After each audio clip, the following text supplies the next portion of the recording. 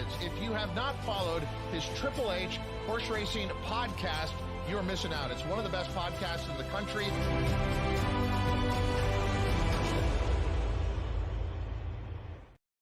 Hello and welcome to a special edition of Horsin Around. This one, episode 22. I'm your proud host, Howard Kravitz, right here on the HHH Racing Podcast, along with two fantastic young men who are going to rock it out today and help us crush this late pick three. Co-host of Bet and Boozing at the bottom of the screen, Charlie Freeman, and West Coast bias himself, Noah Maher. Guys, how are we doing this Memorial Day weekend? It's not over yet. We got three big graded stakes at Santa Anita, Noah, right up your alley. And I hear, rumor has it, you and your dad might be alive to a nice little pick five going so far.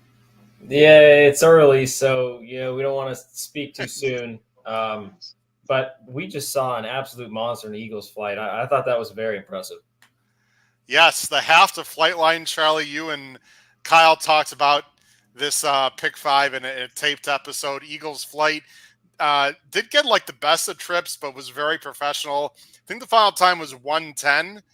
Doesn't like knock your socks off, but he galloped out well. Who knows how good this 3-year-old's going to be? Yeah, no, that was certainly not the easiest trip by any means, but Flavien Prat looked calm the whole way, never really looked like he had a doubt, just navigated to the outside, got in clean air, and then that horse just galloped right by. Yeah, you're right. We talked about it on the show. I don't remember who else Kyle liked. I said it was either the 2 or the 8, and I think those two were very, very clear. The rest, I played a small little pick 4 ticket with those two, so, not the most creative, but, happy to get alive. I mean, with all these bombs, I'm glad Noah had one in the race before, but I'd actually been talking to him beforehand and said I was just going to play the late pick 4 because I was scared a bomb might hit race in the first leg of the pick 5. So I'm glad I stayed away. But yeah, big run. That first leg of the pick 5 was wide open. Let's see who's here. We got Sports Freak is here. What's up, Sport Freak 2414? I believe that's a new person in the chat. What's up, Sport Freak? Thanks for joining the show. He said Eagles Flight was impressive. I agree. Rodney Evans is here. Hot Rod. Yes, sir, baby. We needed that because this 3-year-old division is mid. I don't know about that. Muth is the only 3-year-old that can run with older. Okay, disagree there, but that's okay. Future is bright for Eagle Flight, and he was green. I agree with that for sure. It's his half brother. Yes, it's sometimes his brother's his half brother. Let's see. We got Paul Conlon is here. What's up, Crownsway supporters? Had some decent efforts with our babies this weekend at Churchill. I believe 2 third-place finishes. Tom Espinosa's here. Hart still in California, but hello from Florida. Tom, why don't you go to some colder places, man? But it is the summer, so I guess it doesn't really matter.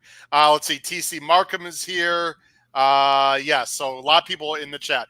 First of all, ladies and gentlemen, please make sure you subscribe on the bottom right-hand side of the screen. Hit that notification bell. Also on the bottom of the screen, or actually at the top right, so you know when new content will arise, and also hit the subscribe button as well. You can follow me on X right there at H Kravitz. Noah doesn't have, maybe Noah could put his X handle below his name tag. Yeah, let me fix that for you. Okay, he'll fix that for you. I know he's got West Coast bias is more important than his X handle. Have to have that, of course. But at CFree316 for Charlie, and then of course his ridiculous tag underneath his name. But let the Saints fan cook if they want, because right now they haven't won or lost. Hey, how many games have we lost so far? That's all I want to know. Same as the Bears and everyone else, I believe. Yeah, so we're still on track for 17-0. That's all I'll say. Again, we're joining you here live. We're going to be talking about the last 3 races at Santa Anita here. It's the Grade 1 Game League coming up, followed by the Grade 2 Hollywood Gold Cup, and ending with the Grade 1 Shoemaker Mile. We cannot show the races due to issues with Santa Anita and whatnot. Most podcasts can't show the races live unless you have a special permission or ownership, so we don't have that. But we are going to talk through the races as they happen. We've all got them on our screens. Of course, we're going to handicap these races also, and we're going to give you all our late pick 3s. So get your pens and pencils ready and be ready for our late pick 3 picks. Before we do that, guys, we're going to go ahead first and talk about the game lead. This is race 9. It's coming up in, how much time do we got? About 24 minutes, probably, something like that. Let's see here. We got 20 minutes. All right. 20 minutes. As I'm looking at my ADW right now, You have 3 horses at 3-1. This is interesting, Noah and Charlie. Ruby Nell, Anisette, and Linda's Gift, the other Mandela, also 3-1. So it's relatively wide open field. Let me go ahead and show the full field right now for everyone here as I go ahead and put the Equibase entries on the screen. Again, it's a grade 1. They're going a mile and eighth. This is for the older fillies and mares. $300,000 is the purse. There's the field right there, and you can see the live odds are actually not up to date on there. I just said what the odds were, but the morning line favorite was the number 6 Anisette for Leonard Powell and Rispoli coming off the layoff. Second choice morning line was Ruby Nell for one of 2 for Mandela, and this one is ridden by Maldonado. Let me go ahead and put you guys back on screen. Let me put our banners up here as we usually do, and then I will show everyone our picks in this race. Then we'll go ahead and talk about our pick 3 tickets as well. So there they are on the bottom of the screen. I'm going 2-3-7. Noah's going 2-6-4, and Charlie is going 2-3-1. We are all going with Ruby Nell, which is interesting, Noah, because I guess there's a question with Ruby Nell about the distance, but apparently none of us have questions about the distance. Noah, talk about Ruby Nell. Yeah, the distance is a question. I think it would be more of a question if there was anybody in this race that would go out and press her. I just don't see it. 2 back in the Pegasus, she ran her ass off and didn't get the lead as she had hoped, and it still ran well. And then in the Buena Vista, I think that Pegasus took a little bit out of her. So if you're a little worried that, she didn't win in convincing fashion at 4-5, I don't think you should be too concerned here. Mandela's got her fresh. Go back to the summer last year. Granted, it was an optional claimer, but she came off the bench and ran well in a victory. So I think, Maldonado's going to have her piloted on the front end and just kind of play catch me if you can. I agree, and she's training really well, and when a horse is loose, they can go further than you would think. And I agree. Also, last time she was coming off a very tough race at Gulfstream. I don't think she was 100%, and she just went to the lead and beat sort of a shaky field. But I don't think that was her best effort. Now she's only gone a mile and eighth once, and she did lose to Anisette in the Del Mar Oaks. That was only her second start off a little bit of a break.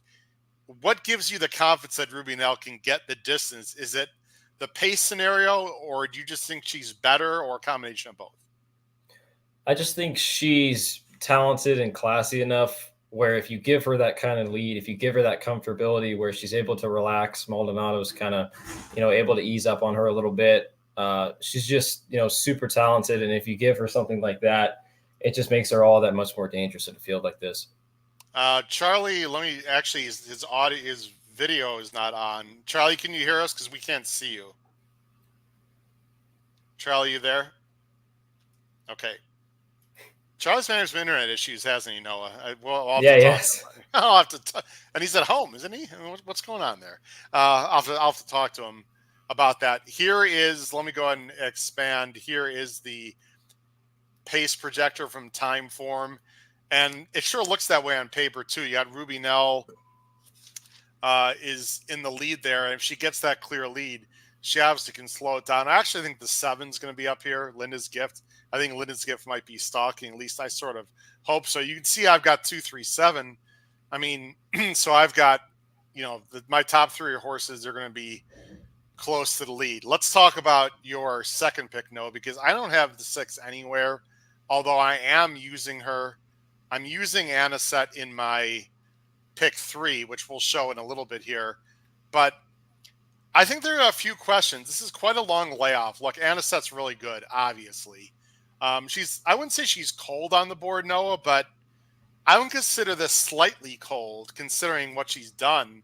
She's 8 for 9 in the money. She was awesome last year as a 3-year-old. She probably does want to go this mile and eighth. It's probably better for her. This is an awfully long layoff, though, and it's a talented field. And if you just look at her numbers, she's really not that much better than a lot of them. However, if she's better as a 4-year-old, obviously that's going to be a feather in her cap. Well, I think she just might be better at this distance than some others. I think she's one that answers the question of the mile and eighth. She did it last time at a mile and a quarter. So if you're worried about the distance with her, I don't think you should be. It is a little bit of concern if you look, back at time form. I think Rispoli will have her a little bit closer. I don't believe with the pace setup that Rispoli will have her that far back. If she is that far back, it just makes it all that much tougher for her. But I don't blame you going with 3 horses that are most likely going to be 1, 2, 3 down the backside. Where do you want Rispoli? Where Anna said mid-pack, and she's just good enough. She's just going to close, or would you like maybe to see maybe she'll be a little more fresh, or get her up closer, or you don't want to take her style away? You don't want to take it away from her completely. I think mid-pack's probably about good. If she's good enough and Ruby Nell is just not her day, I think she'll probably go by. You bring up a good point with the figures, not the greatest, but it is her first start as a 4-year-old. Possibility to improve. I just thought she was the second likeliest winner in this race. She can definitely win this race. I don't want to dissuade people, and we'll show our pick 3s. Hopefully we'll get Charlie back on as well. This is the 6th the kind of horse that I'm going to try to beat Noah, but in saying that, obviously she can win the race. We got a lot of people. Cesar Alvarez is here. What's up, Cesar? He's going with the 1 or the 6. Let's see. TC Markham mentioned it's been bombs away today at ANITA. Yeah, in some races, TC. Not all of them. Certainly in some. Terry Frank is here. Terry's going to go 3-1. So Terry likes the 3, who I have as the second choice, as does Charlie. Again, put your comments in the chat who you like, ladies and gentlemen. Again, if you're watching us on X, jump over to YouTube, and perhaps you can watch us there. Looks like Charlie is about to get set up and come back on here once he fixes his video there. Make sure he's fully on the screen. I think, Charlie, you're good with thumbs up there. We can bring you back on here, or he's going to widen out a little bit. I think he's good. All right, Charlie's back. What's up, Charlie? So I'm doing this on my phone, so everything's very small, but I have the PPs on my computer in front of me, so we're doing what we can to make this work. All right. We talked about Ruby Nell. You and I like Uncorked. We've got this horse in second, Australian bred. New acquisition for Phil D'Amato last time, the best turf trainer out on the West Coast. And boy, was she impressive. Although I will say, Charlie, she got an absolute dream trip in this race, and this is a step up. But watch the 7 on the inside with a perfect trip and a really good ride, obviously. I do like the way she galloped out, though. This was impressive, but she's going to have to run maybe even better today. She's in these orange silks, or sorry, the white and green, the number 7 right here. Yeah, I mean, I agree with you. I think a step forward is certainly necessary, but the main thing I key in on is, as you said, number 1, the gallop out was good. And number 2, for me at least, is that was the first start off a pretty decent layoff. And, for her to be able to come back and win, and, obviously, is it the best field? No, but it's still a grade 3, still beats Jastique, who's also in this field. And again, still had to obviously go out and execute, gets Totori aboard again. Obviously I have to give a shout out because last time out, this horse ran 3rd against Chili Flag, who we know obviously is a horse I love that came back to win as well. So, on a more serious note, obviously ran against other formidable horses. So there is still stuff to look back on. If, even though the field, you don't see as many grade 3s or grade 2s, whatever, as some of these other horses, I still run against decent ones. And I certainly think second time out for D'Amato with Totori aboard is one you have to watch out for, in my opinion. Look, this is usually the kind of horse that I like to beat, guys, because she got such a dream trip. But I sort of agree with you, Charlie. I think there's upside here. I think she could run even better second off the layoff. Phil D'Amato and Totori, I mean, you couldn't want a better combination than that. Noah, I'm a little concerned. I mean, you obviously don't want Uncorked for reasons you and I both know, but I'm a little surprised that she's 8-1. To me, that would be a little bit of a red flag because, sure, handicappers are wrong all the time, but D'Amato, Totori just came off a big win, is only 8-1. I think there's definitely some class questions to answer here.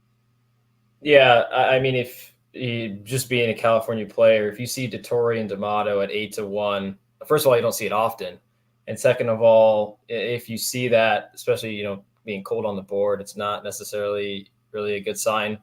You get the value, but if the public's kind of not what in comparison to what you're thinking, Probably not a positive. Stay and Scam actually won on Saturday, so that flatters the form a little bit. But other than the two that she beat, other than the second and third place finishers, I just don't know how good that group was.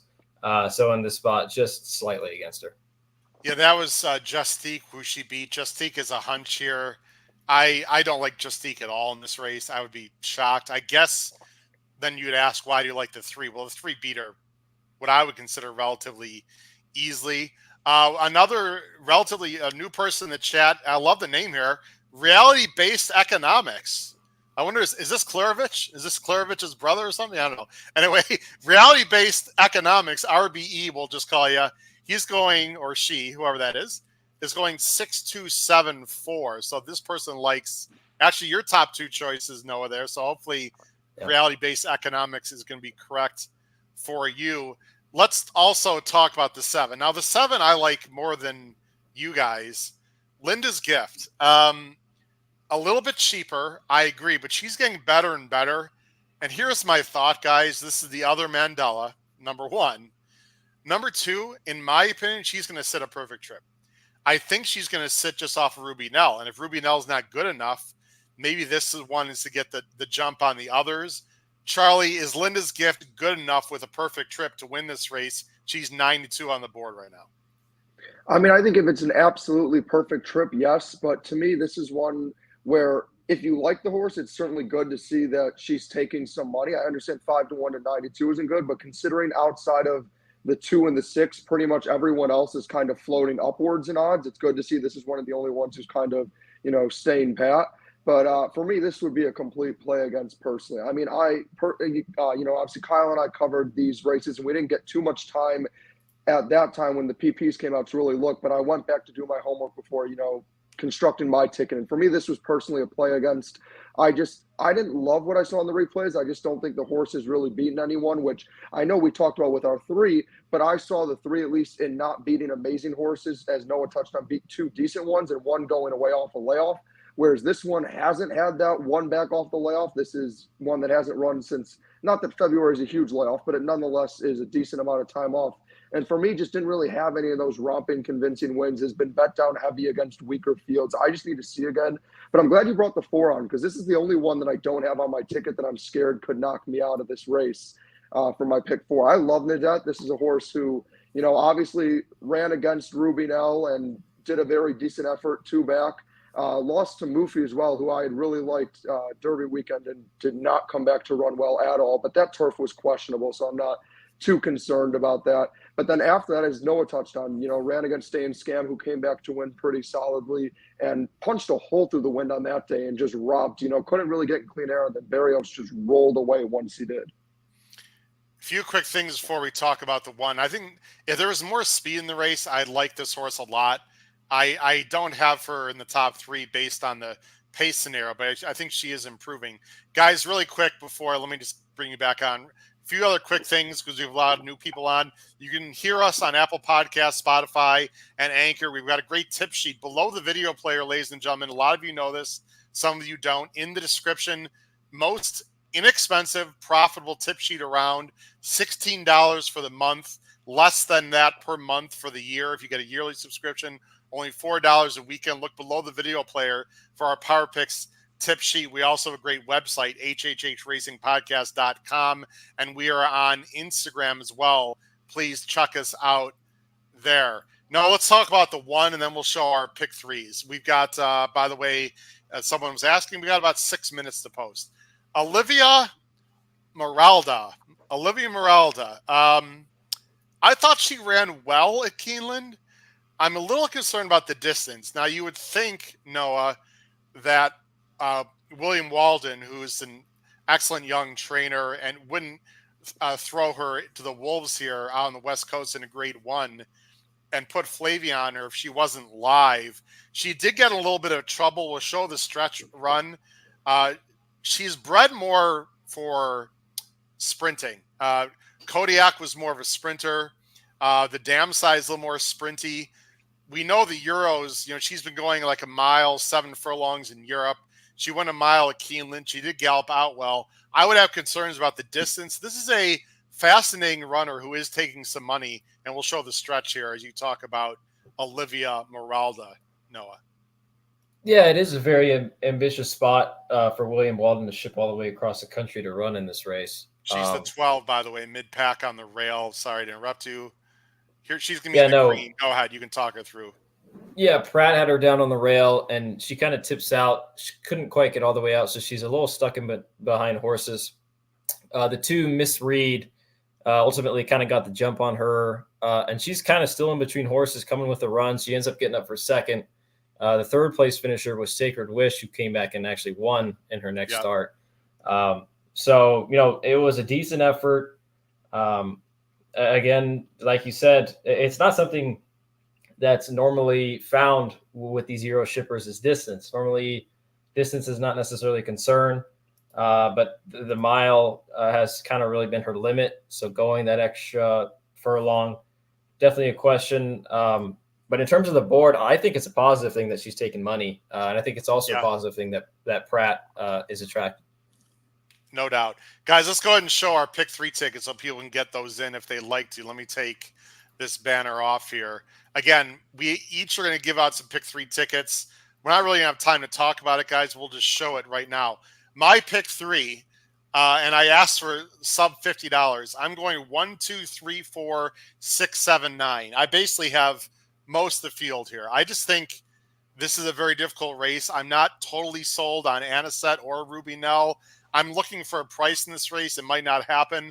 I'm going to single the 5 in leg 2, Mr. Fisk. I'm going to 2 logicals, 211 in the last, which is Du Jour and Easter. That's a $42 play if you played for $3. Again, 1, 2, 3, 4, 6, 7, 9 with 5 with 211.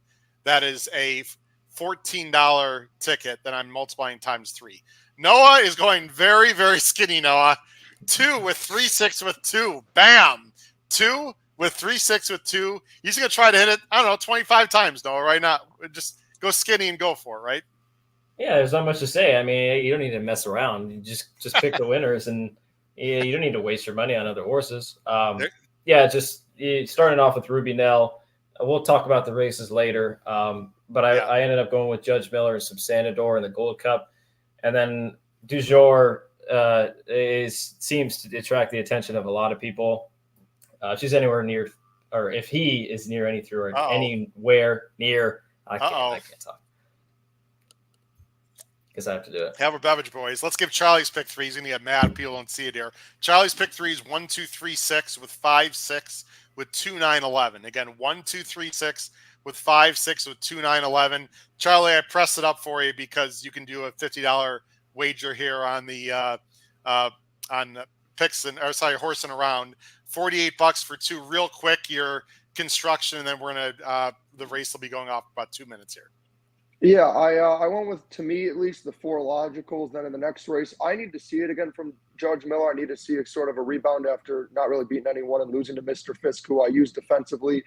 Kyle and I talked about Reincarnate, who was the other one I thought about, but just doesn't really get it done. So I tossed that one when I knew I had to go skinny somewhere. Then Subsanador, was the horse Noah loved at 22-1, and I believe in that horse too. And then in the last, I love Du Jour, but just in case he somehow isn't at his best, I think Johannes and Easter are the only 2 realistic ones. But I like that Noah did a press up, because on the side I did play the late pick 3, and I went single in that one using Ruby Nell into Subsanador into Du Jour. So I like where his head's at. I like it. Here's our pick 3s again. I'm basically using the whole field except the 5. I'm going 1, 2, 3, 4, 6, 7, 9 with 5 with 2, 11. Noah is going to go very skinny and try to crush a smaller pick 3, 2 with 3, 6 with 2. He is the chalk eating weasel, but hey, if it comes in, nothing wrong with hitting it for 25 times. And Charlie's going 1, 2, 3, 6 with 5, 6 with 2, 9, 11. Again, our picks scrolling at the bottom of the screen as they're about to enter the gate, guys, as I'm going to show it right there. There we go. I'm going 2, 3, 7. Noah's going 2, 6, 4. Charlie 2, 3, 1. I would say a 23-4 and 48 and change might get the job done, Noah, here for Ruby Nell. It's all about the break and fractions, right? Yeah, I think something along those lines would be pretty comfortable comfortable for her, especially off the break. She's had a freshening, so if she gets that, I think she's going to be pretty tough. Charlie, I'm interested to see where Uncorked is and where Linda's Gift is. Again, everyone at home, you're probably ahead of us by about 5 seconds. So just let everyone know if you're watching us. We cannot show the race, but we're going to talk it through. I'm not going to give the play-by-play. I'm not going to give the call, but just briefly, they're in the gate for the Gamely. Here we go, and they're off. Ruby Nell didn't break great, and Linda's Gift also got pinched a little bit, but Ruby Nell's going to get the lead pretty easily. It looks like a slow pace. Here comes Linda's Gift. This is exactly how I thought it would be, guys. The one is in a real good spot here, Noah, as is Uncorked. Quick thoughts, Noah, on what you see so far? Yeah, nobody really kind of rushed out to the lead. It looks like Ruby Nell's kind of got things her own way. Olivia Meraldo maybe a little closer than we would expected. Linda's Gift, are you like in a perfect spot so far? Anisette's in a great spot also, Charlie, only about 5 off the lead on the outside in a comfortable 4th. Ruby Nell's trying to get it. I actually like this, Charlie. Yeah. Ruby Nell's opening up a little bit, which I like, because if you go really slow, you're going to bring the closers into the race. I like this tactic. Ruby Nell's up by about 4 or 5 right now, going to the back. Yeah, I completely agree. I think as long as you know you're kind of within that touching distance where you don't see it's an unreasonable margin and you can tell they're asking too much.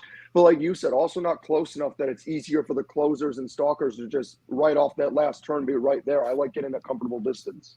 I'm watching FanDuel, guys. I don't see fractions. You guys have fractions? It was 24 flat, 47 and 3. Okay. Maldonado gave her a little bit of a breather. Yeah. They're on the far turn. Ruby Nell looks pretty comfortable. Linda's Gift is chasing. Here comes Anisette on the outside, but she's got some ground to make up, and the one is getting a great trip also. They're in the stretch.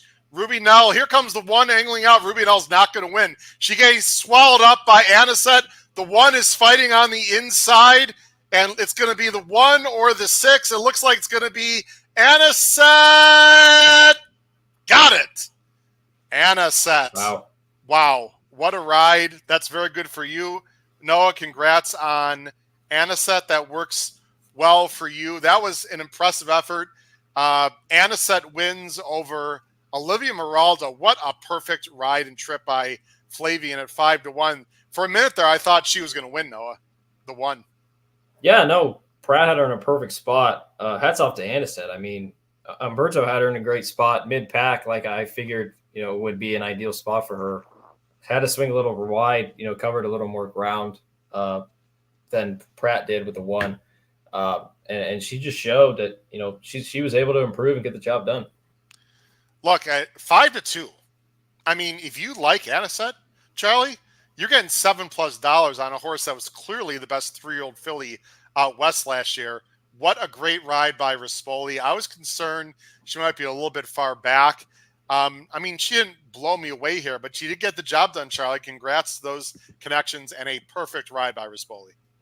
No, yeah, absolutely perfect execution. Like you said, Ruby Nell, I don't really think anything was kind of wrong with the trip. I thought the fractions were fine. I thought the lead that, they got out to wasn't anything but from Maldonado, like that was too aggressive or too crazy. And as you said, just got swallowed up on that turn. I will say, someone, who was alive to the 1 in my pick 4, and that was one that I kind of, Kyle and I talked a lot about, that we thought was one that you needed to see in the replay, had so much room for growth.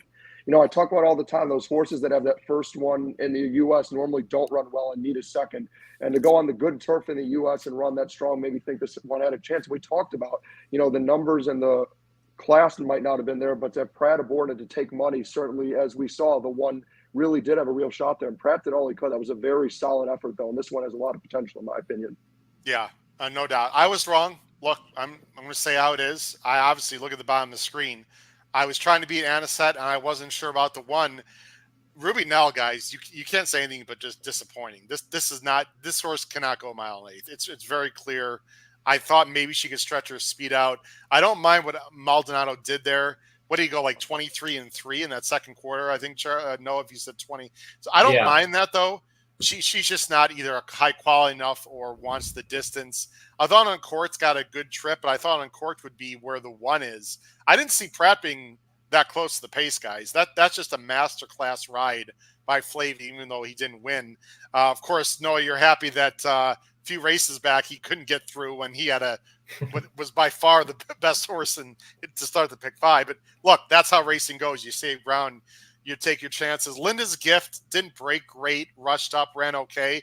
How about Forever After All, the 9, who I had in my pick 3? Again, these East Coast horses, guys, coming west always do well. That was for Brendan Walsh and JJ Hernandez. No, that horse certainly outran her odds. Forever After All at a big price, finishing 3rd. Yeah, she did. I'm going to be honest, I wasn't entirely watching her.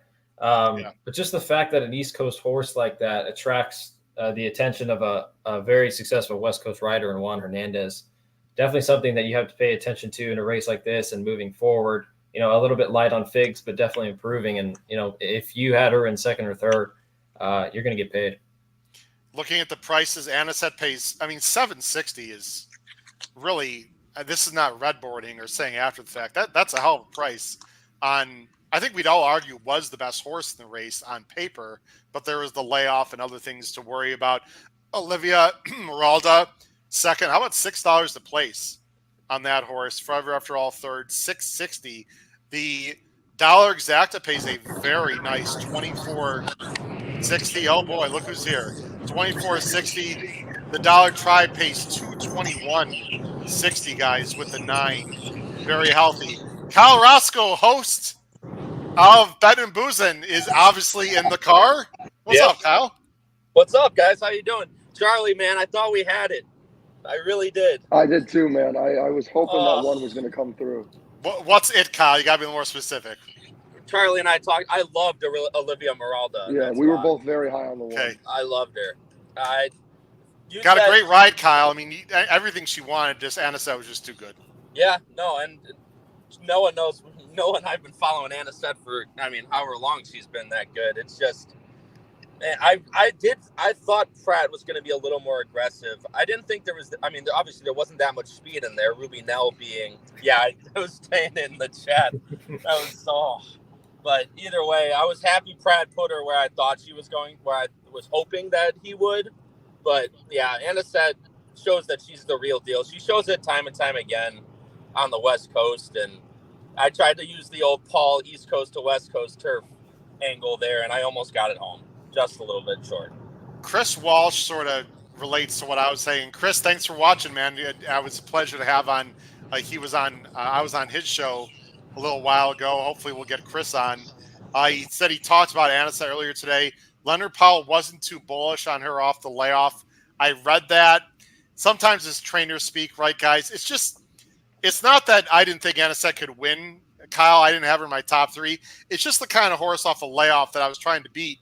However, if you would have told me she was going to be 5-2, I would have thought a little differently. I thought she was going to be more like 9-5 in this spot. Well, right. And, we're looking at pace scenario, right? And you're talking about Anisette, who's going to be sitting, off what looked like, a mid 48s in a grade 1, and you're going to have her off the layoff. It's definitely a concern, but she just proves that she's the real deal on the West Coast, like I said, time and time again. And like I said, I tried to beat her as well. I had $30 to win on Olivia Meralda, but my pick 3 is alive. I was 1-2-6 singling Subsanador, and then I'm deep to Du Jour, Johannes, who I actually like a lot in that race, and then Easter. So hopefully I can get Noah's big man home here for. So Kyle, just let her know. I mean, you can't bet the pick 3 obviously now, but Kyle would be 1-2-6 with 6 with 2, 9, 11. That'd be $9 for $1. Chris Walsh, thank you. Yes, please hit the like button, everyone. We really appreciate all the viewers. We got a ton of guys. We have several hundred people watching right now. We really appreciate it. Again, hit the subscribe button on the bottom right hand side of the screen. Hit the notification bell below the video player. Smash the notification or the subscribe button as well on our YouTube channel. Again, if you're new to the show, I'm Howard Kravitz, host of the HHH Racing Podcast, and our Horsin' Around shows on Monday night and Picks and Ponies, which is on Thursday. Who you see on the screen are 3 of the 4 musketeers that make up the Bettin' and Boozin' show. Wait, did that guy just give you a finger, Kyle, to your left? Probably. Okay.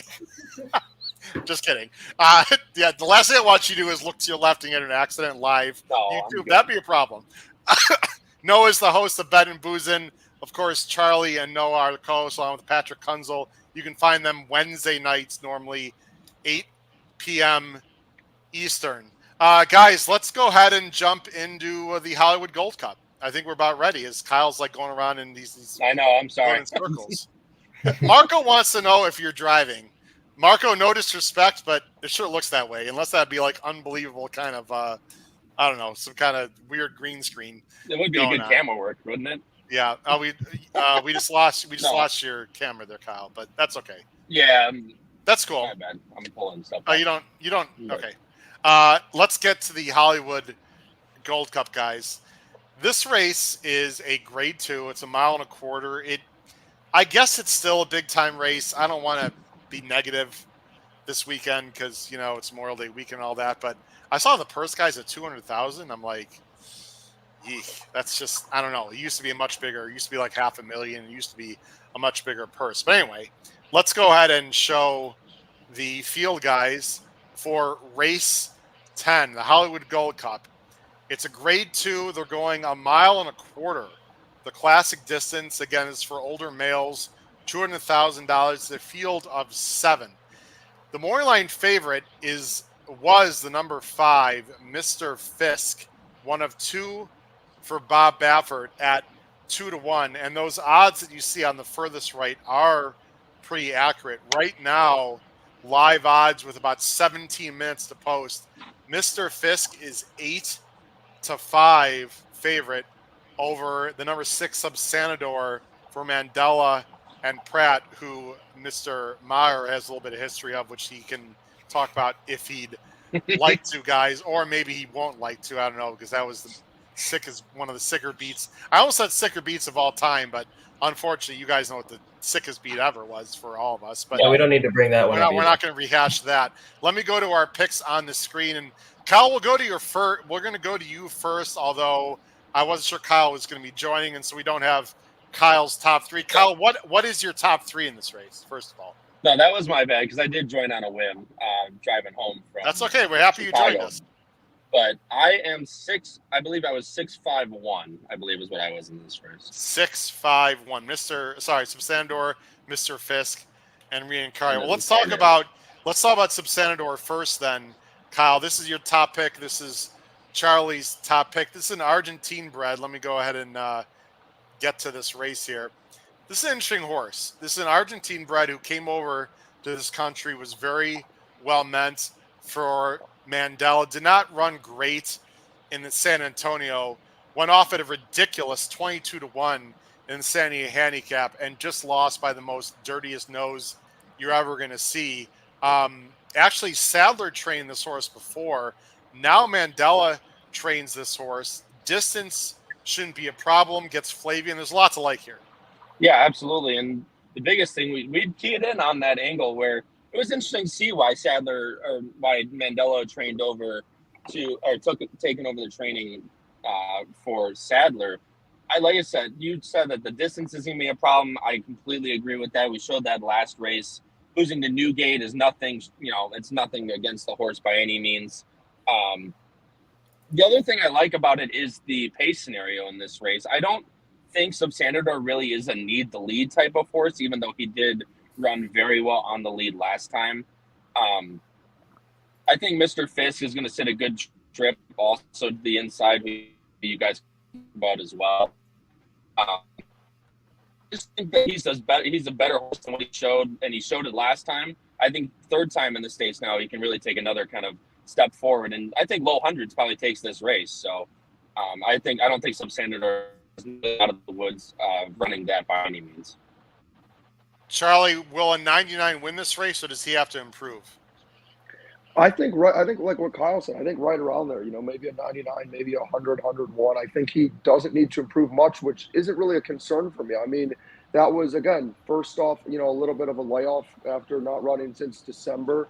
And I harping in on this, but like I was talking about in the race before, these horses that come from overseas, I always personally feel like that first race in the U.S., unless you really feel like they're a monster compared to the rest of the field, is typically more of a watch and then we'll see. So for this horse to take that much money debuting in the U.S. and then go off at 22-1, I remember, like I said, when we talked to West Coast Bias himself, it made absolutely no sense. And I like that Pratt's aboard again. I think this, like Kyle said, I don't think this one needs the lead. I think he can absolutely work a really nice trip. And, whether it's, sitting just off probably, the 3 and the 8, because I'm guessing the 8, they have no choice but to try to be aggressive. And then, I'm assuming Judge Miller's probably going to be the speed of the speed, but I don't see why the 6 Subsanador can't just sit right off them and get the first jump off the turn. And then for me, what the question will come down to is there enough pace for Mr. Fisk to actually get there in time and go by Subsanador as well? On my personal pick 4 ticket, I included the 5 and the 6 just in case the 5 did get there. Yeah, I'm interested to see what Subsanador is going to do, Noah. I think Subsanador is going to be a little less aggressive and be very happy sitting off of your top choice of number 3, Judge Miller. This is quite a story. Judge Miller has only 4 lifetime starts, Noah, and is already running some monster buyers, puts blinkers on, gets to Tory. According to Mark Glatt, the blinkers are just more for focus, not for more speed. He did, Mr. Fisk went by him relatively easily last time. He's still a work in progress with major upside and breeding. This is a serious threat. Yeah, and I think people have to watch that last race to understand why things went wrong. This was his first start without Lasix, which isn't necessarily something that I take into account too much. But with a horse that's young, not super experienced, but just throughout the race, Mike Smith just didn't look super comfortable. I mean, even down the backside, it wasn't super relaxed. And Mr. Fisk, made that big run. Kimura, made an early move and it worked out well. Credit to Judge Miller. I mean, he fought as hard as he could, but Mr. Fisk just kind of had the momentum at that point. Yeah, I won't say it was a passive ride. I do like the fight back here by Judge Miller. I mean, he didn't completely give it up. Maybe he just didn't see the other horse. I think there's a lot of inexperience. Mr. Fisk, I thought, did this pretty darn well, though, to be very honest. I mean, you can make excuses, but I mean, really, Judge Miller got soundly beaten. Now, that doesn't mean it's going to happen today. Again, it's only 4 lifetime starts for Judge Miller. We're going to have to see. Guys, we're all going different directions. I am going Mr. Fisk. And it's taken him some time to sort of get into his groove, so to speak. But as my good friend Charlie would say, he is cooking now, baby. He is cooking. And I think he's got a chance to cook this field. When Baffert gets a horse that's good, guys, they don't go backwards. They just go forwards. Mr. Fisk is by arrogant. I'm not concerned at all about the distance. I love the way he did it last time. I think he can improve. He's second off the layoff. He's basically beating the same kind of horses today. I think he's going to get a great trip. I do think there's something very important to talk about here, Noah, and that is the number 8. Now, I don't think any of us thinks the number 8 has a chance to win this race, but if the number 8 sends hard like he usually does, that could really mess with Judge Miller. So I think, even though I don't think any of us think the 8 has a chance to win, how aggressive Espinoza is might actually play very big into this race. Yeah, we talk about it. Horses that are keys to the race, but frankly don't have much of a chance to win at all. And this is a perfect example right here. Espinoza, if he's aggressive, could press Dettori and Judge Miller. When you kind of first look at it with the blinkers on of Judge Miller, you think, Dettori's just going to send. But just the fact that we have that information, that the blinkers are more of a focus, I think it can kind of support the idea that Judge Miller doesn't necessarily need the lead. So if Espinoza just goes balls to the wall, I think Dettori is just smart enough to just sit right off and just kind of get the first jump on the rest of the field. Kyle, is Judge Miller good enough to sit off and win? Because if he does sit off, he's going to have Subsanador and Mr. Fisk to outrun. If I was Dettori, I would just gun anyway and just hope that the 8 doesn't press you early. And if the 8 really is hell-bent, then you can take back. But if I was Dettori, I'd be extremely aggressive out of the gate. That's just my opinion. Let's say you were instructing Dettori, Kyle, what would you do? I agree. We talked about this on our show on Friday when we did it. It's just a matter of, a horse that really does his best running on the lead so far like you noted, he's only got 4 lifetime starts. Are you willing to kind of risk that where you're going to take him back, and if he can't run off the lead, and again, this could be, a very nice horse down the line, but in a grade 2, this seems like the spot they've been aiming for. Is that really what you want to do? And with Judge Miller running these types of buyers, and like you said, if the 8's really that hell-bent on getting to the lead, I agree with you, Noah, where Dettori can just take back and switch to the outside, maybe press the pace from that. I think he still needs to stay within relativity to the leader. I think being a little bit far back to where like Subsander will end up being just in behind the speed. I think his best running toward the lead would warrant a lot of confidence going, at least pressing the pace, than trying to run with horses like Subsandador and Mr. Fisk. I look, Judge Miller to me feels a little bit like Anisette, guys, where like obviously he can win. This is a tough ask. This is a pretty good field. It's about as good as you can get for the West Coast. So I know, Noah, you need Judge Miller along with Sandor. So good luck to you and your dad to pick 5.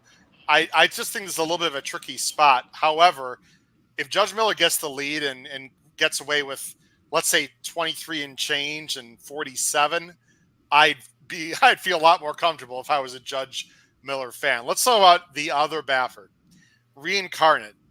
This horse I've really never been a big fan of, I have to admit, in his entire career. Charlie, you've gotten 3rd. I do not have him in my top 3. Neither does Noah. Kyle, you had him 3rd. Charlie, let's go to you.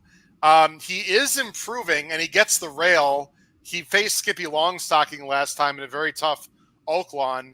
You got Juan Hernandez. You're getting 9-2, and he's going to sit a great trip. I will say, everyone, that Reincarnate did work with Mr. Fisk last time, and Mr. Fisk did outwork Reincarnate. Not by a lot, but he did outwork him. Your thoughts, Charlie, on Reincarnate from the rail? 4-1 morning line, definitely taking, or 4-1 right now, definitely taking money. Yeah, I think Reincarnate's kind of, an unlucky horse. And I don't mean in terms of, some things going wrong and then he can't get the job done. I mean more so in terms of kind of the reputation and image he's built through just the public consistently over-betting and believing in him too much, and thus kind of getting all this added pressure on him to perform. And then when he doesn't, perform quite to that standard and win as often as the public believes he should, then he kind of gets associated with being like, that other Baffert that's not that good. I think Reincarnate's very solid and decent here, but the end of the day is he doesn't get the job done. He runs very consistent efforts though, outside of obviously that 83 and the Twilight when we were there actually. Most of those efforts in that time period have been consistently in the 90s. So I do expect him to run his race, and it wouldn't surprise me at all if he finishes, 2nd or 3rd and loses by, 3-4 lengths and doesn't do bad. But the reality is with the kind of money that Reincarnate consistently takes, that can't be what you're asking for. You should be expecting, with JJ aboard, it's a Baffert horse that's working decently and has decent figures, should be getting more wins than he is, but just isn't. And it's kind of one of those horses where like I was saying with Kyle, if you wanted to use defensively and, maybe a bigger horizontal, like a pick 5 or pick 6, I get it. But otherwise, it's one I would either toss or maybe if you want to mix in somewhere in an exactor, try use underneath. But it's just a tough horse to ever bet. Also gets 122, picks up 3 pounds. I'm not really a weight guy, Noah, but I did want to mention that going 1.25 miles, every little inch counts. This is a very trip-dependent race to me, Noah. I don't think there's a lot separating these horses. I think of the 4 main ones, you got 1, 3, 5, 6. For me, and this is just my opinion, the 1 is the least likely winner of those 4. I think a few things would have to happen for Reincarnate to win. That being said, obviously he can do that. What do you see at the race flow? You see Judge Miller going to lead. Who do you think is going to be in the second flight right behind, in theory, Arrow the Great and Judge Miller, Noah, in your estimation? I think it'll probably be Reincarnate and Subsandador. I think Pratt will probably have Subsandador just off. In the big cap, I think Hector just kind of rode to instructions, got the lead, is very prominent early. And then Reincarnate, I feel like in a weird way, he's almost like the most likely to finish in the top 3, just because he always runs a good race. He just kind of stays where he's at. He just kind of has one gear, and if one of these other 3 logicals just doesn't run their race, he can pick up either 2nd or 3rd in a heartbeat. So it's just a really weird setup, and the odds are fascinating. I mean, everybody's about where the morning line is, so it just kind of seems like the public doesn't know where to go here. I think that's a really good point. Kyle, let me ask you, by the way, Kyle, some people are very concerned with you driving. I know. And being on this, Nick Feldman especially. So make sure you keep your eyes on the road, man. So where are you right now? Let's get a little, we've got, how much time? We got about 3 minutes to post here. Where are you right now? Just let Driving through Milwaukee as of right now. I'm going through the city, actually. So going through downtown Milwaukee. All right. Yep. All right. Very good. And I promised everybody out there, I'm not watching the stream. I'm keeping my eyes on the road, but I'm listening in the AirPods. I promise. All right, there you go. Yeah, stay well if we don't want anything to happen. Kyle, if one horse wins this race and explodes, like wins by 3 or 4 with like a mid 100s buyer, who might that be? Honestly, I think I usually look to lightly raced horses for that. I think Judge Miller could show that type of form if he's able to, get a lead that he's comfortable with. For me, I actually agree with Noah about Reincarnate, where that's why I had him in third, because it seems like he's just going to sit a really good trip. And if they end up going as fast as the time form says, it almost just feels like he's destined to get maybe he's not as good as horses like Subsanador or Mr. Fisk, but he's almost like slated for that kind of third, fourth place finish. So I'm in complete agreement there. I just think if there's one horse that would absolutely freak in this race, it almost seems like Judge Miller is that type of horse for people point to. I also think Subsanador is not out of that race at all. I think he could even improve more based on what he's shown in the States. You know what's fascinating, guys? In the double, Subsanador is a relatively heavy favorite in the double compared to everyone else. The $2 double Subsanador, and with about 1 minute to post, is 31. That's the $2 double. And the next one is actually Reincarnate and Mr. Fisk are the same in the double. And Mr. Fisk is only 2 to 1. And Reincarnate is 9 to 2. So Charlie, no, this is very weird where the board right now, the current odds don't really reflect the doubles. I don't really know what to make of that. The Subsanador, Noah, is a relatively heavy favorite in the double compared to the other ones. What does that mean to you, if anything at all? I don't know. It doesn't say too much. I mean, you got 4 logicals in a race, and a confused betting board. Maybe the double tells you a little bit more about where the odds might go in the last couple, minutes, seconds going into the gate. Yep. I think Subsanador is probably just getting bet because I think people see the same thing that we see, where Pratt's going to have him in a really good spot. Yeah.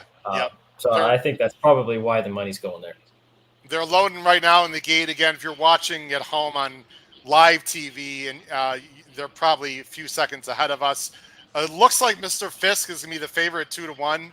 That's who I need. That's my signal in the pick 3, although I did back up with others. Subsanador and Judge Miller at 5 to 2. Reincarnate 9 to 2. They're almost all in the gate for the Grade 2 Hollywood Gold Cup. Pay attention to number 8, Arrow the Great, and see how much pressure you might put on Subsanador or Judge Miller. They're going 1.25 miles for $200,000. Here we go.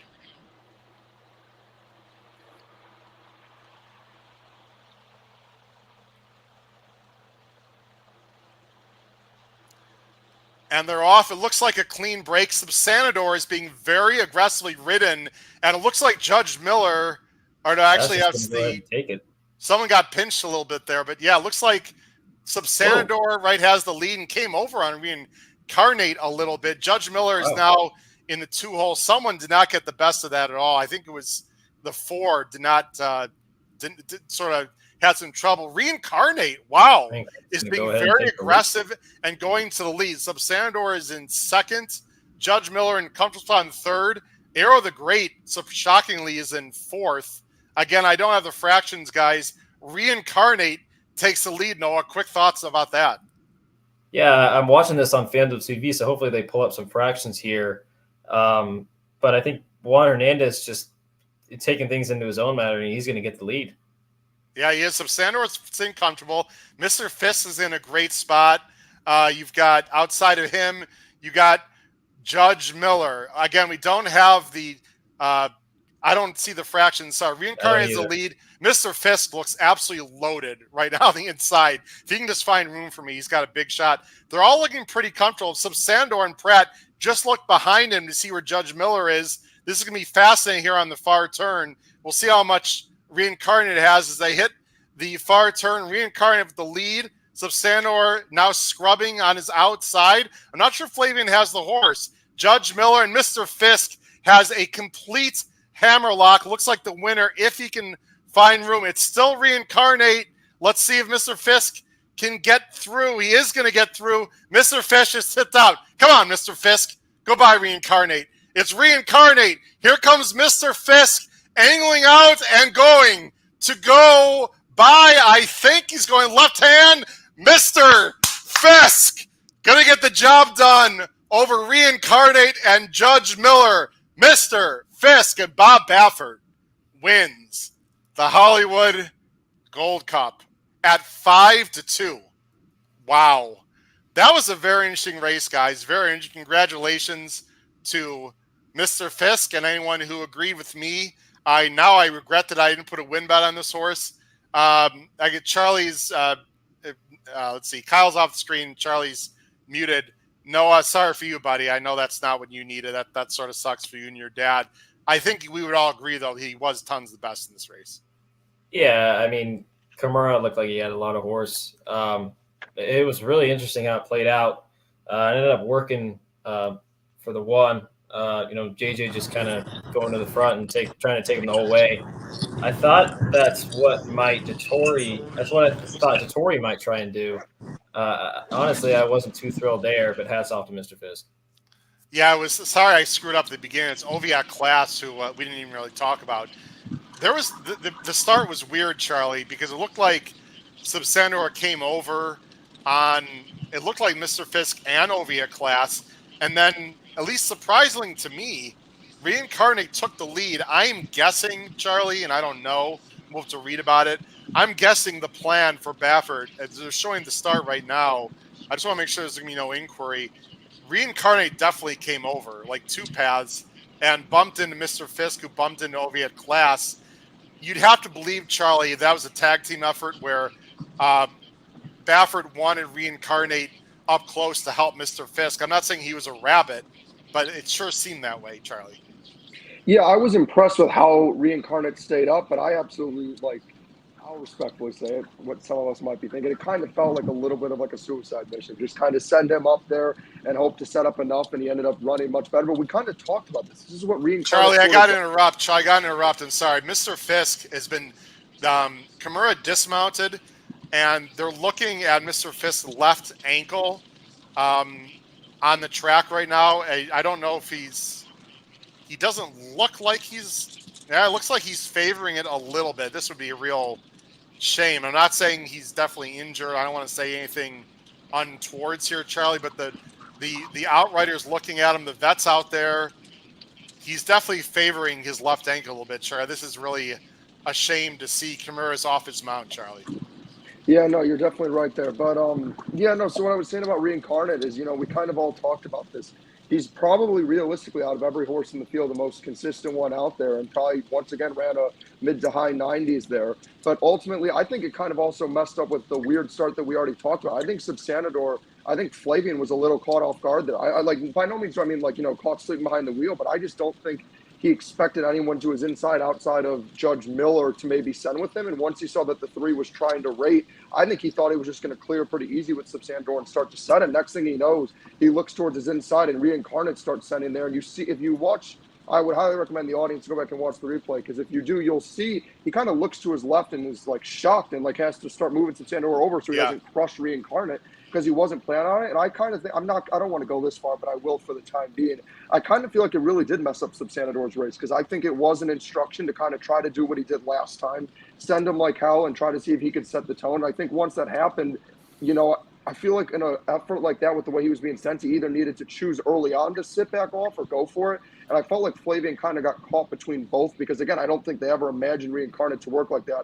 And I just didn't love the trip he got the whole way. And not to Flavian's fault. I think he just got caught off guard and kind of got unlucky there. But credit to Reincarnate for hanging And me and Mr. Fisk, you said, or Mr. Fisk, sorry, like you said, the whole time was just loaded and waiting for somewhere to go. And not bad riding either. Like Moore just didn't have anywhere to go. And once he did, just knew what to do. Noah, well, let me take care of a few particulars, guys. Mr. Fisk paid $7, $360, $260. Reincarnate, no, good call on your part for Reincarnate finishing in the money. Finished $380 for second. Judge Miller also $380 for third. The $2 double, Kyle. I know you're a double player, especially the Aniset Mr. Fisk $2 double pays 19-1, Kyle, which is just mind-blowing to me. The Exacta paid $15.20 for $1. The Tri paid $59.60. No, let me ask you a question, because I know you needed Judge Miller and Subsanador. Flavian could have gone to the rail. He could have been a little more aggressive and taken the rail away from Reincarnate. Did that cost him the race, or was Subsanador just not his day? Because he did fold it up relatively quickly on the turn. It was a passive ride. I just don't think he expected JJ Hernandez sort of gun up the inside like he did. I think he was caught off guard a little bit, to be honest.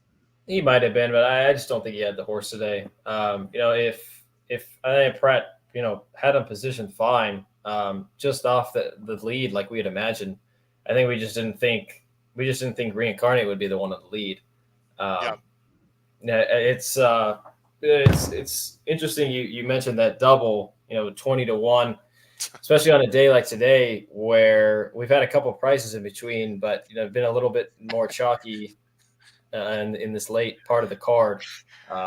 Normally Kyle's specialties. I don't know. What is he doing? Kyle's just like, man, Kyle needs to pull over and smash something. Just not another car, Kyle, I would recommend. That might be a problem.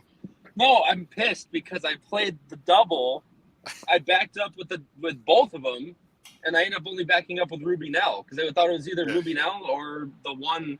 I'm so disgusted. I ended up backing up with Mr. Fisk at least because in my eyes it was either one of the two. Obviously not Subsanador's day, but so I have a $25 double alive into both De Jure and to Johannes. So hopefully we can catch at least a little bit of nice price. Can we give a shout out to Kimura? I mean, I understand that he had the horse, but guys, there was a point on the backstretch. I don't know if you agree with this, Kyle, or I don't know if you could see the race or not, but there's a point on the backstretch where it looked like he could have gunned up the inside if he wanted to, but he still sat and waited and finally tipped out at the perfect moment. Now, he was fortunate that Subsanador backed up and he was able to get in between Subsanador and Reincarnate, but that's horse racing. That's the way it goes. That is an absolute textbook ride after getting bumped at the break, too. Shout out to Kimura for a fantastic ride in the Gold Cup. Yeah, and like you said, he just doesn't, sometimes he doesn't get the horses because as Chris Mack points out, he was obviously a very strong Woodbine rider. Like he was one of the leading riders for years. And now, he comes to California and wants to try something new and get, make a headway somewhere else. And, sometimes he just doesn't get the same horses that he used to. But yeah, once he has the horse, he's a great rider and obviously showed it today. Well, this is a host fail, but I'm pretty sure he's full-time at Woodbine now, isn't he? I think he just came in for today. I believe. Did he go back? Because I know obviously he came. Didn't he go back though? Because I haven't really seen him in the program as much. I thought he was back at some point. Okay, I never really saw his name out of the program. At Santa Anita, but I could. Okay. All right. I don't know. Jim has a question. I think I'm going to try knitting as a new hobby. Wow, Jim. Sorry, man. Hey, Kyle, does Emma have a crocheting and boozing podcast? No, Jim, but I'm sure she would love to start one with you. Okay, there you go. Guys, let's talk about let's go to the banners here and check the scoreboard because, listen, you guys know we have to be transparent with everyone. Let's look at my pick 3. I like how that's going right now. It's not going to pay like a ton, but I've got it for $3 to the 2 chalks. Noah, unfortunately, you had guts, man. I like the guts. You went for it. That's okay. Look, you took a stance. There's nothing wrong with that. Charlie is alive in his pick 3 with the 2 911. So Charlie, you got the 9 that I don't. You have it for $2 there. So let's hopefully we can get the 2 of the 11 home, Charlie and both of us. I will say, and there's no way for me to prove this unless people want to see my phone. I had a rough beat in the early pick 5 as you guys don't know, but Noah knows, I was actually live to 7,500 in the early pick 5 in the last race and didn't come in. However, I will say, guys, I played a several pick 3s in this sequence, and my biggest one that I have is a $10. I played a $10 pick 3 for $80, 2, 3, 6, 7 with 5 with 2, 11. So I don't know what that's going to pay, but based on the fact that it's a $40 double, if I can get one of two favorites home, I think I'm going to be in good shape. Please put in the chat, guys, if you're alive to something great, let us know. Charlie, final thoughts on this race. Obviously, we hope Mr. Fisk is okay. I'm sorry if anyone has an update on Mr. Fisk. I'm not listening to the audio right now, but let's hope Mr. Fisk is okay. Other than that, Charlie, takeaways from the Hollywood Gold Cup as we move forward. Yeah, Mr. Fisk was all the goods. It was, a really impressive ride. Reincarnate. I hate to say this because it sounds negative, but let's just be honest. Found a new creative way that we haven't seen in recent time to run well and still find a way to lose. I don't want to say that in terms of it was, like a how did he not get away, because he did have, Subsanador right next to him the whole way. And, like Noah said, Judge Miller, still a young horse that is fairly inexperienced, can improve, just didn't have it today. Subsanador, again, to me personally, I don't think the ride was terrible, but again, I'll stand by my personal opinion that I think he wasn't expecting anything to his inside and was maybe hoping to save that ground on the rail and sit second, so maybe he got caught off guard, but regardless, didn't have enough horse, and Mr. Fisk was all the goods. I will say it's not alive to much, but I have a very cheap pick 4 that would pay next to nothing. However, if the 2 finishes over the 9 or 11, I played a $10 exacta of the 2 over 9 and 11. Because when Kyle and I were talking on our show, I don't know if we actually gave best bets, but we both made it very clear that we have a lot of strong belief in De Jour and that we both said was the most likely winner in the sequence that we covered. So, I wanted to kind of, in case I got knocked out earlier in my pick 4, play De Jour over 9 and 11 because I thought those were the 3 logicals. I'm trying to bring up, and I'll do it in a second, guys. I'm going to bring up the pick 3 will pays. Final thoughts, Noah. I know it was personally disappointing for you, but final thoughts on this race going forward. Can any of these horses, are these horses good enough to compete on the East Coast against the top guns like Saratoga, would you say, or should they just sort of stay with their friends on the West Coast? What's your overall thought? Let's assume Mr. Fisk is healthy, although I got to tell you that looked a little bit shaky, but your Reincarnates, your Mr. Fisks, maybe some Sandor when he runs well. Are these horses that can run with, first mission and some of the better East Coast Midwest 3-year-olds, or is this just a different breed? Absolutely not. They should stay on the West Coast. Wow. We saw Reincarnate ran at Oaklawn 2-back, and frankly was 5 lengths was the best that he could do to Skippy Longstocking, who's not even the best of them.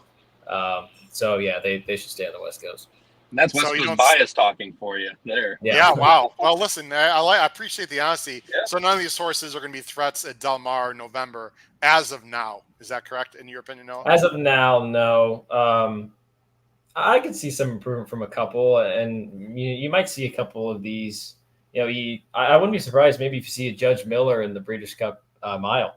That might be an interesting prospect. Well, that is. I think Judge Miller has talent. He's very young.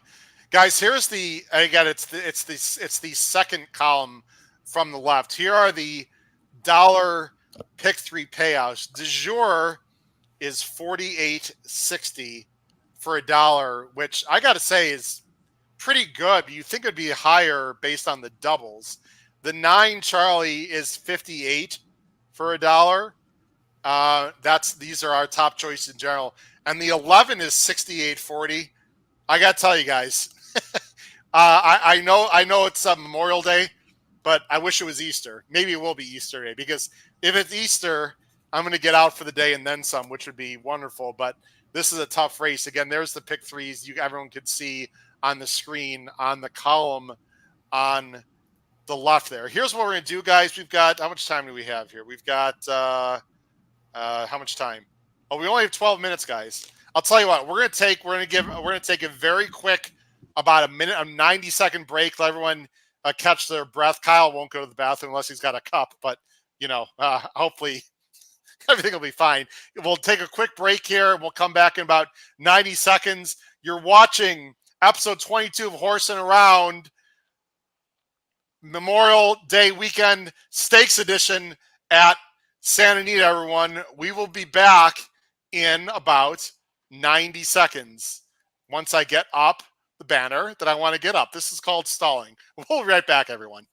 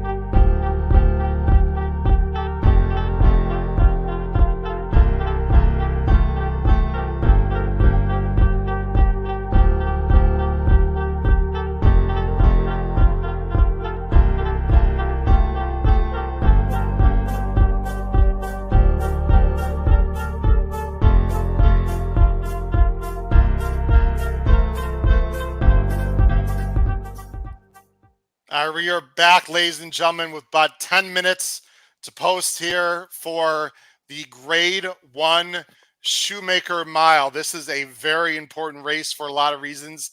It's the last race of the day to close out all of the horizontal bets. Let's take a quick look at the field as we have about 10 minutes to post. It's a Grade 1.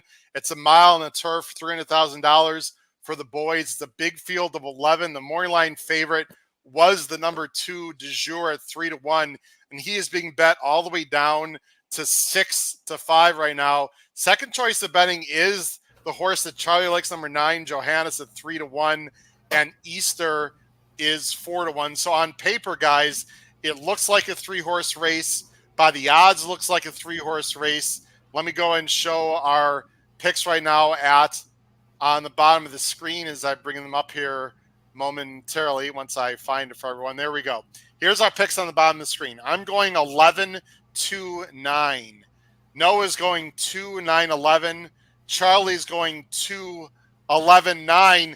Guys, this is interesting because we all have sort of different combinations in our picks here. Noah, let's go to you first. It looks like it's a 3-horse race. There is quite a bit of early speed, and we've seen plenty of races throughout the country on turf. Doesn't matter whether it's East Coast, West Coast, whatever, where there's not a lot of speed. I really love the fact that there's a lot of speed in this race, and not because the closers are necessarily the best horses. I just think in a Grade 1, I don't want to see them, go 24 and change and 49 to the half. I want the best horses to have the best chances of winning, and it sure looks like the pace is going to be hot here. Yeah, I mean, on paper, it looks like it kind of has to be. And, when you get a race like this where you've got, a little bit of a 3-headed snake, where you got 3 of the logicals, and frankly, it would be very surprising if one of them didn't win. It makes it sort of fun to kind of see, you got to have the horse, but you also got to sit the trip because there are going to be horses, backing up into you, but you gotta have the strategy as well as the luck to kind of get through that and get up for just to cross wire first. It's a good point because the rails are down. right? So you think that would help closers, but you got to be careful. Flavian got caught, with his hands in the cookie jar, so to speak, to start the pick 5. He didn't do anything wrong, Noah. Just a hole didn't open up. If you decide to save ground, you're de jour, you're taking a chance of getting stuffed, like you said, with the horses backing up into you. The last time, though, Flavian rode de jour in the last race. This was absolutely textbook against Easter. Watch the 2 and the 6 here in the stretch. De jour was absolutely awesome and got the better trip, the 2 and the 6. Yeah, it was a really great ride from Pratt. And in that race, you had Goliath on the front end, who's a horse that just likes to send. And I think, with the speed in there, being down on the rail might not be too bad, just because with all that speed, it kind of just spreads everybody else out. And if they're a little more clustered, it makes it harder to kind of navigate that trip. So if Pratt's got him down on the rail with all the speed, I wouldn't be necessarily too concerned in a race like this. I think you made a good point earlier, Noah, and I'll go to Charlie now. I think Easter probably is better going longer. That being said, Charlie, if the pace is really hot, that's going to help Easter. I just think it's a very trip-dependent race. Would I prefer to have the 2 over the 11 hole? Yes, but I still think it's going to be a question of finding the right hole in the right spot. And you know what, Charlie? You might be better off on the outside here, especially if the inside horses are collapsing. So this is very much a Fresu versus Pratt kind of situation for me. Yeah, no, I completely agree. I'm just kind of concerned for Easter. While I understand, the pace should set up well. And look, I'm very high on both these horses. They're my top 2.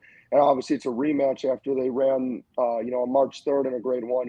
I'm just worried it'll end up being a repeat if you're someone who needs the 11 of last time, where, both were off the pace, but de jour naturally with a more early speed had that jump. And as strong as Easter ran, as you touched on, maybe needs that extra bit of distance to be able to actually go by de jour. Now, as you said, because of all those less talented but speed favoring horses towards the inside, that could, make it a complicated trip for de jour, or maybe he does need to keep moving out and the 11 is able to work out a cleaner trip that could, benefit Easter. And maybe, he is able to get the job done that way. But I think that's a big reason also why, you see de jour as low a favorite as he is against horses that I don't think are quite as weak compared to him in the 9 and 11. I think it's also just the trip.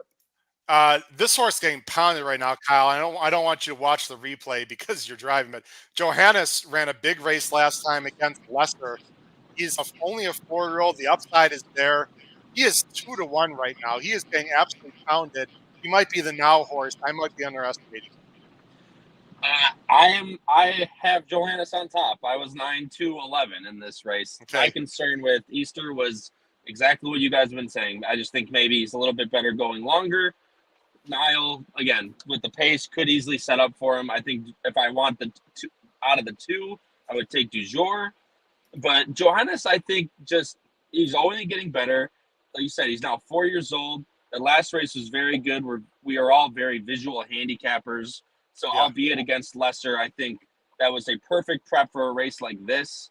I think he's a lot better at a mile. Gets Rispoli back up, who's obviously been very, very good, and it's always good at this on turf at Santa Anita. I just think he could sit a little bit in front of horses like Easter and even du jour, and I think if he gets first jump, he could be just a little bit too far away come down the stretch. Yeah, look, Easter is 6 and has less upside. He's done more, but he's got less upside. The upside here is with Johannes for sure, and then you've got the 2. We've got about 2 minutes to post here, looks like, or a little over 2 minutes. Noah, if someone likes speed, what speed horse, in your opinion, has the best chance to upset this field? Tough question, I know. You're muted. Noah, you're muted. Oh, sorry about that. Yeah, I think it is a tough question. I honestly think, Goliath's not a bad one, just because he's shown to kind of just separate himself. So if there's another speed horse and you think they're going to duel, Goliath's going to go as fast as he can for as long as he can. Yeah.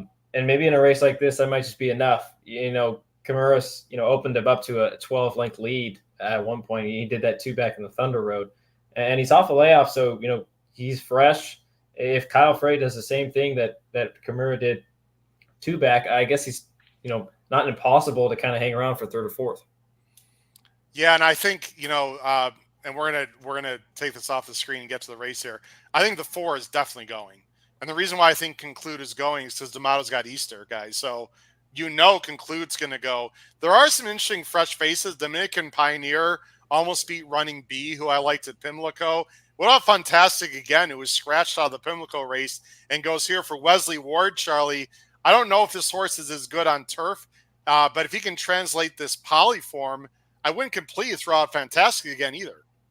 No, I think he's certainly the most live of the 2 wards. I'm a bit surprised as again, Kyle and I talked about this on our show. I'm very surprised that both ended up running. I kind of was expecting Dominican Pioneer to really only come there in the case that Fantastic ended up needing to scratch out.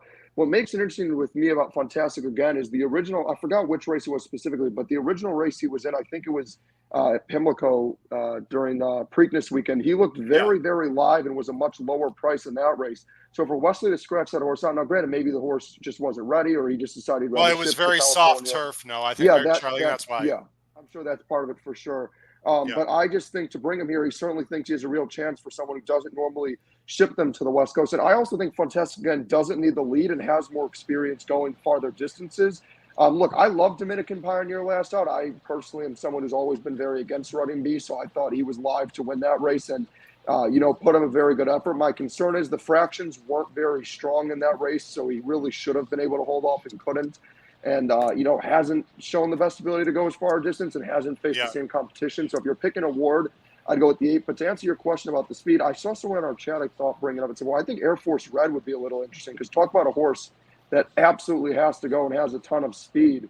And, you look at that effort, 2 back in the American, losing to Johannes, but, set the pace in that race and set some pretty damn fast fractions and held up for most of the way. So, I mean, if it does get crazy and for some reason speed does hold, I think Air Force Red at a price could be one to watch out for.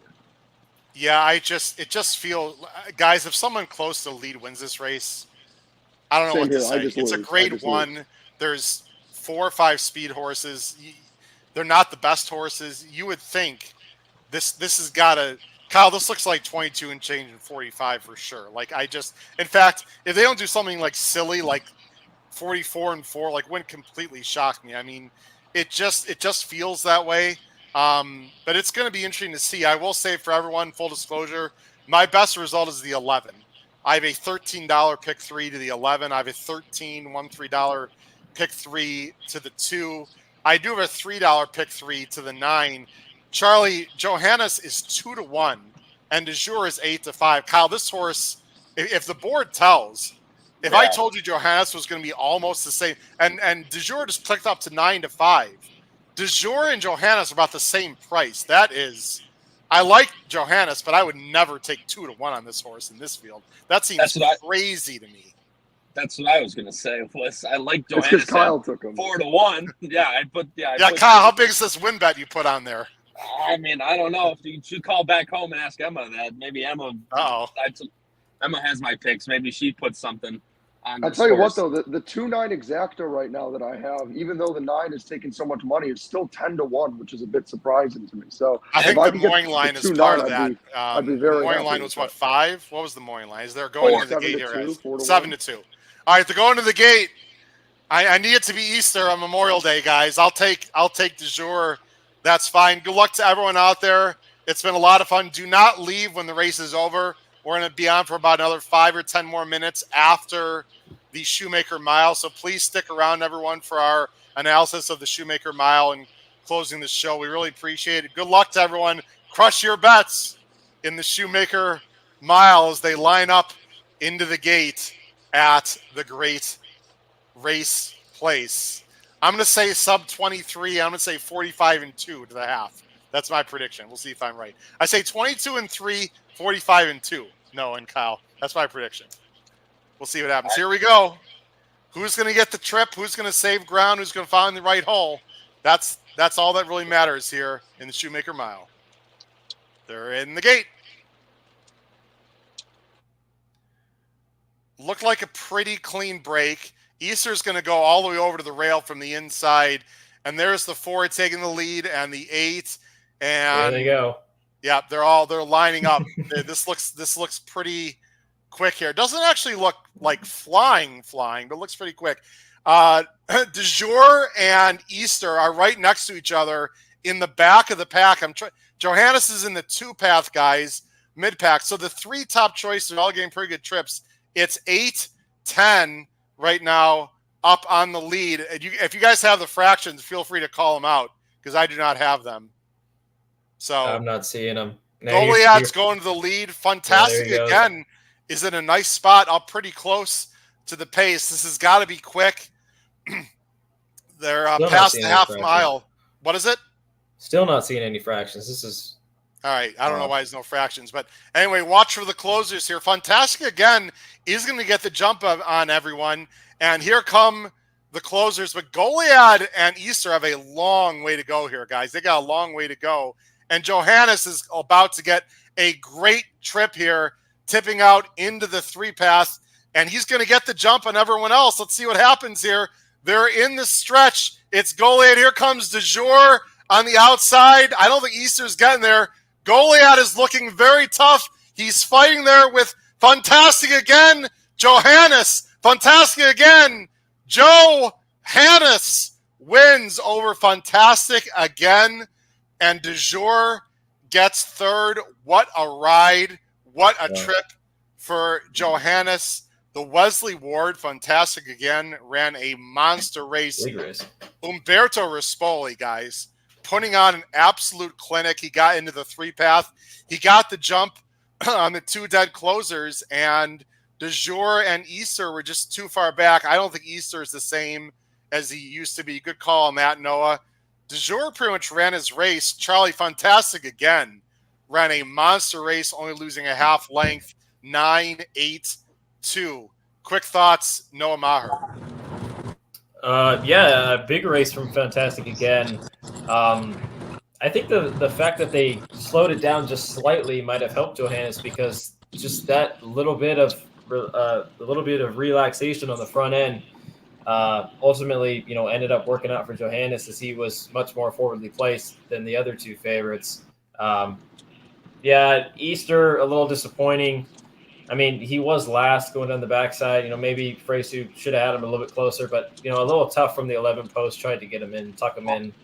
I was going to say, Noah, you saw, for those that watched the replay, he was last, like a 16th of a mile in. He was like 3 lengths back the entire field, almost. Yeah.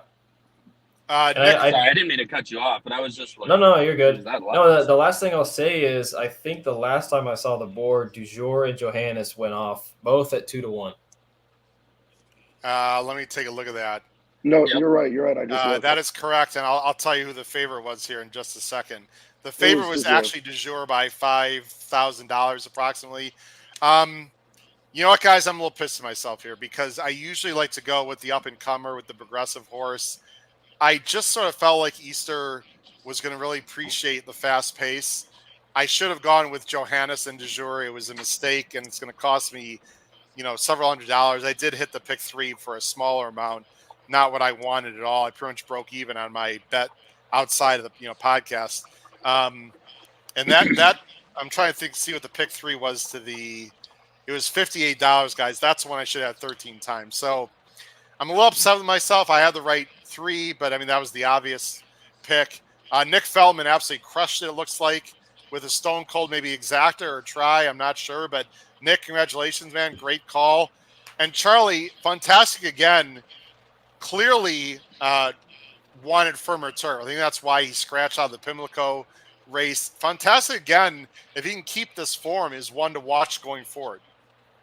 Yeah, well, I think it wasn't just the turf, though. I think it was also the distance. If you look at Fantastic again, he ran a mile and a 16th, ran a mile and an 8th, and it was kind of just a repeated theme of, being right there, but just not always having, quite enough horse. And this time they bring him back to a mile. And, you saw, obviously they tried 3-back at Pimlico mile, and it didn't work out. But then you saw, way back in late 2022, early 2023, when they tried to consistently run him in a mile, he ran twice at Turfway and romped in both those efforts. So I think maybe the big thing that Wesley found here as well is that a mile is what Fantastic again wants. I talked about when we were leading up to it for what speed had a chance. I said Dominican Pioneer my concern was he was running at this distance, but Fantastic again was getting a little bit of a cutback. But yeah, for that race, I kind of thought Easter was out of it the moment it started. Obviously, it was nice to, bring him over. I don't think that was necessarily the wrong move. He just has Kyle, so it was just too far back the whole time. And I used him defensively, but like I said, the thing I keyed in on leading into it is I felt like it could be a repeat of when he raced DeJour before, where he was already too far behind that one, and I don't think he go by. The big issue I had with DeJour is, look, Flavien Prat's one of the best in the business, and I understand we talked about the risk of being on the inside with that other speed is getting trapped, but I thought he was too far back the entire time. I mean, when we showed the pace projection, Easter was supposed to be way in the back. In the setup, we showed that DeJour was supposed to be right behind Johannes. To be honest, I didn't say anything because I was watching on my phone, but I kind of thought as soon as they made the turn to start the backstretch, it was over, and I thought Johannes was going to win for fun. Now, I didn't think Fantastic, again, would hang on like that, but if you told me he would have that big of a jump on the other two favorites, I would have written the race off already. I already knew my exacta was toast, which was too bad because DeJour did come running, and it's weird. Even though they ended up 2-1 each, that exacta was 14-1, 2 over 9. If I could have gotten DeJour up there, but I hit a tiny pick 4 and didn't win much. But a win's a win. I want to bring this up, and Matt Miller's a great friend. He said, "Got to laugh when you all said that someone would have to be crazy to bet that horse at 2-1." I don't feel crazy. Look, I want to congratulate everyone who had the 9, and obviously, I mean, I like the horse, but I like the 2 and 11 better. This is not. Everyone could make their own decisions. Again, Matt crushed it. Obviously, Nick Feldman, everyone who had that's great. In an 11 horse field, the 9 basically got a great trip and won by a half a length. For me, that's not a 2-1 shot that I like to bet on. I'm just saying, I'm not taking anything away from the horse. He ran great. He beat the 2 that I had 1-2, and he's a real serious horse. I'm just saying, based on value, I don't think that was a good value bet, in my opinion. But he won, so if that sounds like I'm being stupid, that's fine. I'll take the shit. No, I think that's a valid point. I mean, there's a lot that can happen. I mean, it's a turf race. You got some really talented horses. I think what might have been the difference was not necessarily that Pratt had DeJour too far back, but it looked like in the Kilroe Mile, DeJour, Pratt got him moving a little bit earlier than he did, and he was able to save ground in the Kilroe versus he had to swing out 6 or 7 wide in the race that we just watched. So I think, stuff like that, just the little ground that you can save and try and, manifest into something, that helps you win a very good race like this, ultimately, comes out and shows in the end. Kyle, here, let's talk about these horses going forward, and then we'll wrap up the show. Johannes, only 4 years old. To me, it's a long season. If it was me, I'd point this horse to the best mile races in the country. I'd go to Saratoga. I would think big. And I think Johannes would be an interesting horse underneath in the Breeders' Cup Mile. He's not as good as these Euros. They're going to come over. But he's going to have a little bit of home court advantage. You figure he can still improve into the low mid 100s. He'd be the kind of horse at 10 to 15-1 in the Breeders' Cup Mile that I would use underneath. I think he's got big upside, and I'm fascinated to see where they would go, Kyle. And unlike the older males that we just watched in the race before, I would definitely go to the Midwest and the East with Johannes if it were me. Yeah, and we've seen, Yaktin's done it before, with his own horses, not only the horses he got from Baffert for a couple of years. He does it with his own horses. He's ran at Saratoga. He's not afraid to ship these horses. And I think Johannes is the exact example. He's got early natural tactical speed, which only helps in these races, especially at Saratoga, like we saw last year. He's, like you said, he's 4. He's a lot of improvement. I didn't see the final time, but visually it looked very good from him. A perfect ride by Rispoli. I don't know if you guys talked about that by the time I got back on here, but he actually didn't choose to go super wide. He was able to split inside at the top of the stretch, which I thought was a winning move. And Howard, I just keep somehow, some way, I just keep birdieing the last hole, and they just keep coming. They make me come back next week. I know that feeling. I really like the coverage that FanDuel has, and I know a lot of people at FanDuel, and they've been on this show. I got to tell you guys, the fact there's no fractions is a complete joke. Ridiculous. I don't know what the hell's going on. It's completely ridiculous.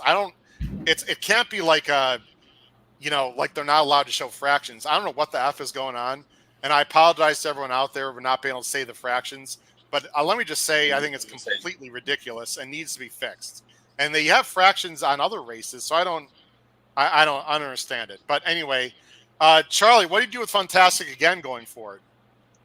Well, I think you do what I was kind of just talking about and hinting at. I think it doesn't really matter where you go, whether that's East Coast or staying on the West. I think you just keep going back to running at a mile. Like I said, you look at the PPs, and that's where this horse has, been at his best. I don't know why you'd go away from it. Now, I will say, if the right opportunity was there at a mile and a 16th, I would take it too, because I don't think that's a problem. I just think the issue is they tried running him at a mile and an eighth twice at Turfway and different stakes races, and it just was a disaster for him. He just couldn't quite hold up that long. But I think the other thing that we found here is, in a lot of those other wins, he kind of had to try to wire them. But we saw here, he was able to sit just off in second and, show a little bit of an ability to not be the lead horse and held that whole entire time against really talented horses. I just think you find a good opportunity in firm turf in a mile or a mile and a 16th and you run him out again. I'll tell you what, he was up much closer than I thought. And I think I'll wrap it up with this, guys. Look, I've been doing this for 30 years, and every time you have to learn. I got a little caught up, Noah, maybe you feel the same way now that it's all over. I got a little bit too caught up in going with the deep closers when I probably should have looked at Johannes a little more, or Fantastic again more, who are more mid-pack, because you knew they were going to get the jump on the deep closers, and they just end up getting the better trips. And I guess when you're deep closing, in a big field, a lot of things have to go your way. So, I don't know. I felt like I made a little mistake there. The final time, I don't know what the final time was. I do have the final time for the Gold Cup, guys. Are you ready? 2:03. For a West Coast track, they went 1:12 to the 3/4.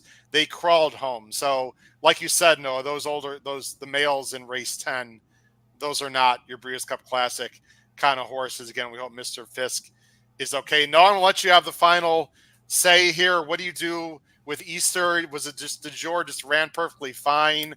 I'm guessing Johannes got I don't know. I feel like this is a 103, 104 kind of buyer. And I think DeJour ran his race. Maybe he's just ran into a horse that are just better than him today. Yeah, it'll be interesting to see where Yakteen goes with Johannes. The Wicker and then the Del Mar Mile route. I think the Wicker it's a listed stake, so he wouldn't be running against much. I think it's on opening weekend at Del Mar. Yes. Or he could, test some deep waters and ship out east. That would be very interesting to see how he stacks up against that competition. But in terms of the races we watched and the pick 3, unfortunately, I went 0 for 3. But I do it all again just because, you had a couple of races where you had some short prices. It doesn't make a lot of sense to go, 2 or 3 deep, stick with an opinion. And if you're wrong, you're wrong. And I was wrong. No, we appreciate your honesty. I did not hit the pick 3 that I gave out on the show.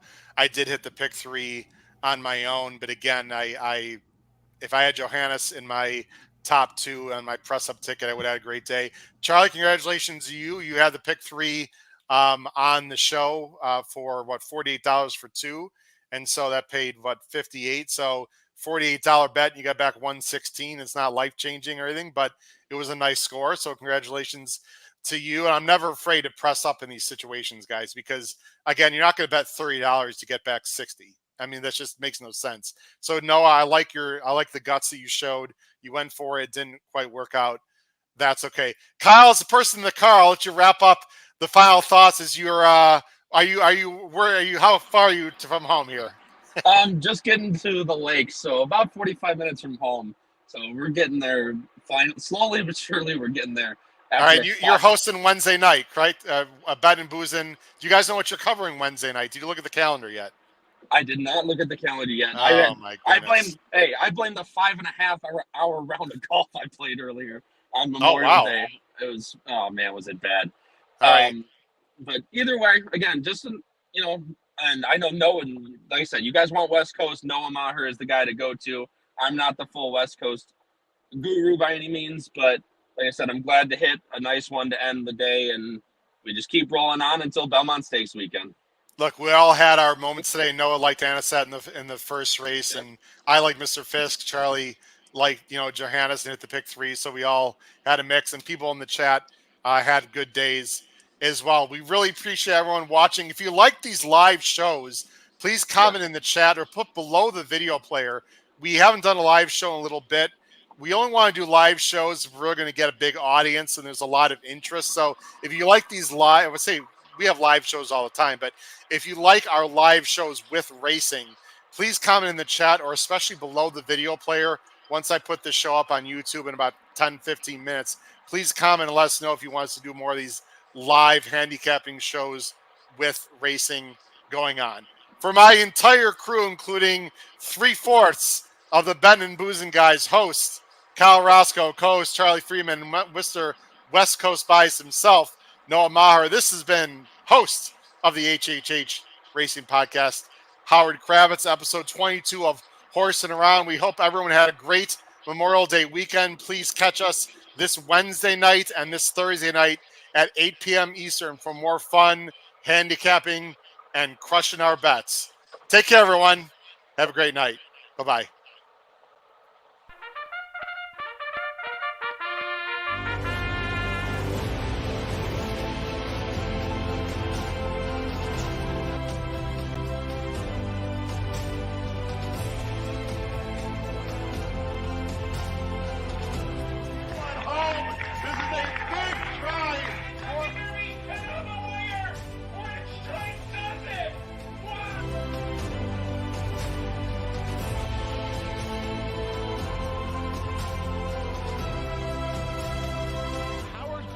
If you have not followed his Triple H Horse Racing Podcast, you're missing out. It's one of the best podcasts in the country.